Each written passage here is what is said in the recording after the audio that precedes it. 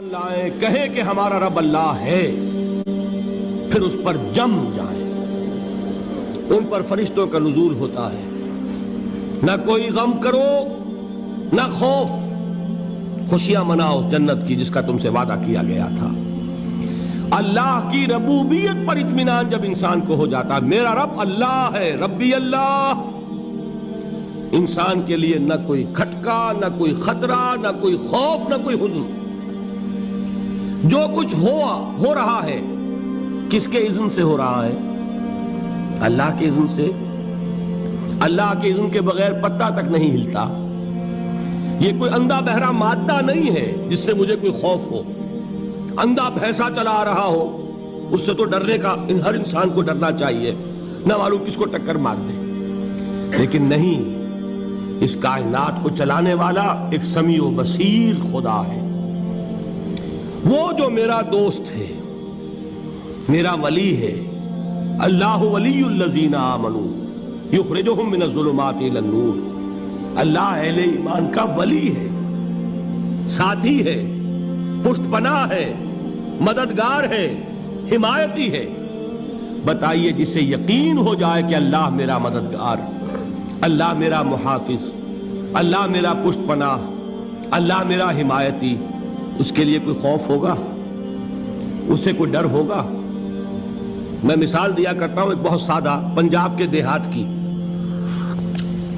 وہ بڑا چودھری ہے اور کوئی غریب کسان ہے۔ اس غریب کسان کے جانوروں کو ہر وقت اندیشہ ہوگا چوری کا، کوئی میری بھینس کھول کر نہ لے جائے، کوئی میرا بیل کھول کر نہ لے جائے۔ لیکن جس کے بارے میں یہ سب کو معلوم ہو کہ وہ جو بڑا چودھری ہے وہ اس کا دوست ہے، اس کی بچیا کو کوئی خوف ہوگا؟ اس کی بھینس پر کوئی ہاتھ ڈالے گا؟ اسے کوئی اندیشہ ہوگا؟ نہیں۔ کیوں؟ کہ وہ بڑا چودھری، بڑا اس کا یہاں کا سردار، جاگیردار، سب کو معلوم ہے وہ میرا دوست ہے، کوئی میرے خلاف اقدام نہیں کر سکتا۔ اس دنیا میں یہ چھوٹی سی بات اگر آپ کے دلی اطمینان اور سکون کا باعث بن سکتی ہے تو ذرا تصور کیجئے۔ میں لفظ تصور استعمال کروں گا صرف اس لیے کہ اس کا ہم جس کو کہتے ہیں ادراک اور شعور کر نہیں سکتے، اگر کے ساتھ کر سکتے۔ اگر یقین ہو کہ اللہ میرا مددگار اور یقین ہو کہ اللہ ہر آن میرے ساتھ ہے، پھر کوئی خوف؟ کس کا خوف؟ کوئی شے اللہ سے بالاتر ہے؟ کوئی قوت اس سے زیادہ طاقتور ہے؟ کوئی اس کے ارادے کو بدلنے والا ہے؟ کوئی اس کی مشیت کے آڑے آنے والا ہے؟ یہی بات ہے جو حضور نے فرمائی۔ یہ ایمان کا حاصل ہے لب لباب،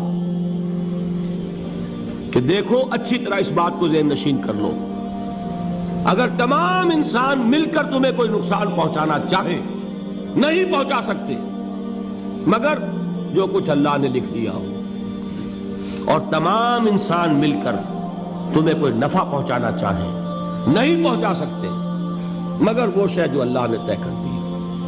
آپ پھر میں کہوں گا ذرا طاری کیجئے، اسے فرض کیجئے، اسے سوچئے۔ اگر اس حدیث پر ہمارا دل ٹھکا ہوا ہو تو کسی سے ڈر ہوگا؟ یہ مجھے نقصان نہ پہنچا دے، یہ میری رپورٹ خراب نہ کر دے، یہ میری انکریمنٹ نہ رکوا دے، یہ میرا یہ نہ بگاڑ دے، یہ میرے یہ نقصان نہ پہنچا دے۔ اس کا ڈر، اس کا ڈر، اس کا خوف، اس کی خوشامد، اس کے لیے جا کر طرح طرح سے اپنی عزت نفس کو ذلیل کروانا اس کے سامنے، یہ سب کچھ کیوں کرتا ہے انسان؟ جب سمجھتا ہے کہ اس کے ہاتھ میں میرا کوئی نفع ہے، اس کے ہاتھ میں میرے لیے کوئی ضرر ہے، یہ مجھے کوئی غضب پہنچا سکتا ہے، یہ مجھے کوئی نقصان پہنچا سکتا ہے، یہ میرا کوئی کام بنا سکتا ہے، یہ میری کوئی ضرورت پوری کر سکتا ہے، اسی کا نام شرک ہے۔ جہاں آپ نے یہ سمجھا کہ غیر اللہ کے اندر کوئی طاقت موجود ہے، وہی شرک ہے۔ بتوں سے تجھ کو امیدیں، خدا سے نو امیدی، مجھے بتا تو صحیح اور کافری کیا ہے؟ شرک تو یہ ہے۔ جس پر بھی تمہیں یہ خیال ہے، کلمہ ہے یہ کلمہ سوم، لا حول ولا قوت الا باللہ، ذرا اس پر دل کو کبھی اگر آپ تصور کریں، پھر فرض کریں، دل ٹھک جائے اس پر، کوئی طاقت نہیں۔ یہی بات تھی جو شیخ عبد القادر جیلانی رحمۃ اللہ علیہ نے اپنی وصیت میں اپنے بچے سے کہی. 11ویں دینے والے ہیں، لیکن حضرت شیخ عبد القادر جیلانی کی وصیت اور تعلیمات کو کتنے لوگ ہیں تم جانتے ہو؟ یہ جن مقامات تک پہنچے ہیں وہ کس چیز کی بدولت پہنچے ہیں؟ انہوں نے جو پیغام دیا وہ کیا تھا؟ اے میرے بچے، جس طریقے سے قرآن مجید میں حضرت لقمان کی نصیحتیں جو ہے نقل کر دی گئی ہیں، میں یہ عرض کروں گا بالفرض اگر قرآن حضرت عبد القادر جیلانی کے بعد نازل ہوا ہوتا تو شیخ عبد القادر کی یہ نصیحتیں بھی قرآن میں درج ہوتی. اتنی اونچی نصیحتیں ہیں. اے میرے بچے، اس حقیقت کو ذہن نشین کر لے، لا فاعل فی الحقیقت ولا مؤثر الا اللہ. اس کائنات میں نہ کوئی فاعل حقیقی ہے نہ مؤثر حقیقی ہے سوائے اللہ کے. کسی شے میں کوئی تاثیر نہیں اگر اللہ نہ چاہے.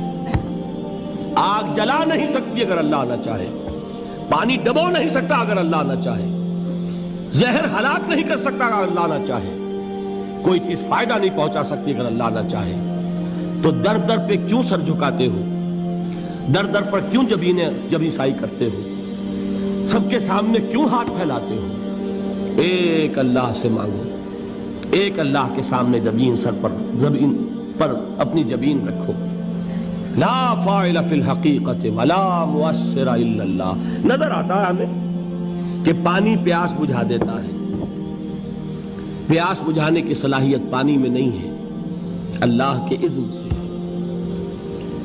کھانا بھوک مٹا دیتا ہے، بھوک مٹانے کی صلاحیت کھانے میں نہیں ہے، اذن رب میں.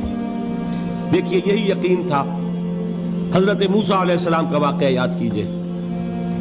سامنے سمندر آ گیا ہے، قوم دیکھتی ہے پیچھے کہ گرد و غبار کا طوفان ہے. معلوم ہوا کہ فرعون اپنے لشکر سمیت آ گیا ہے. لشکر جب چلتا تھا تیز رفتاری کے ساتھ تو گرد و غبار کا جو طوفان اٹھتا تھا اس کا تصور کیجئے. اور لمحہ بلمحہ وہ قریب آ رہا ہے. پوری قوم نے کیا کہا؟ اے موسیٰ انا لمدرکون، اے موسیٰ ہم کو پکڑے گئے. قرآن مجید نے تو یہاں وہ باتیں نہیں لکھی ہے، لیکن تورات میں یہ درج ہے کہ بنی اسرائیل جھگڑنے لگے، دست و گریبان ہو گئے موسیٰ کے ساتھ. موسیٰ ہمیں یہاں مروایا لا کر، اس سے تو ہم ہی بہتر تھے. وہاں کھانے کو ملتا تھا، زندگی تو تھی، بیگار ہم کر رہے تھے، موت تو نہیں تھی. اب جو کچھ ہوگا اس کا تصور کرو، جس طریقے سے ہمارے ٹکڑے اڑائے جائیں گے. تو لڑ رہے ہیں حضرت موسیٰ علیہ السلام سے. یہ تورات کی تفصیل ہے. قرآن میں صرف اتنا آیا ہے، پریشان ہو کر انہوں نے کہا انا لمدرکون، موسیٰ ہم تو پکڑے گئے. اس وقت موسیٰ کا جواب کیا ہے؟ کلا ان معی ربی سیہدین. نہیں، میرے ساتھ میرا رب ہے، وہ راستہ دے گا. بتائیے کہاں راستہ نظر آ رہا ہے؟ یہ ہے ایمان بالغیب. راستہ نظر نہ آئے تب اللہ پر یقین ایمان ہے. جیب میں پیسے ہوں اور تب دل کو اطمینان ہے تو ایمان کس پر ہوا؟ پیسے پر، اللہ پر نہیں. جب وسائل و ذرائع نہ ہو اور پھر یقین ہو کہ اللہ مسبب الاسباب ہے، وہ اسباب کا پابند نہیں ہے، وہ اسباب کا محتاج نہیں ہے، اسباب اس کے محتاج ہیں. اگر یہ یقین ہے تو اللہ پر ایمان ہے.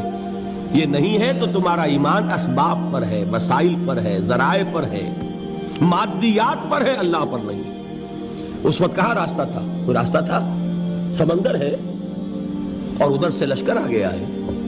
کلا ان معی ربی سیہدین. اب دیکھیے ایمان کہہ دینا آسان ہے، ہوا معکم اینما کنتم، جہاں کہیں بھی تم ہوتے ہو اللہ تمہارے ساتھ ہوتا ہے. لیکن اس کا یقین قائم ہو جائے تو زمین و آسمان کا فرق واقع ہو جائے.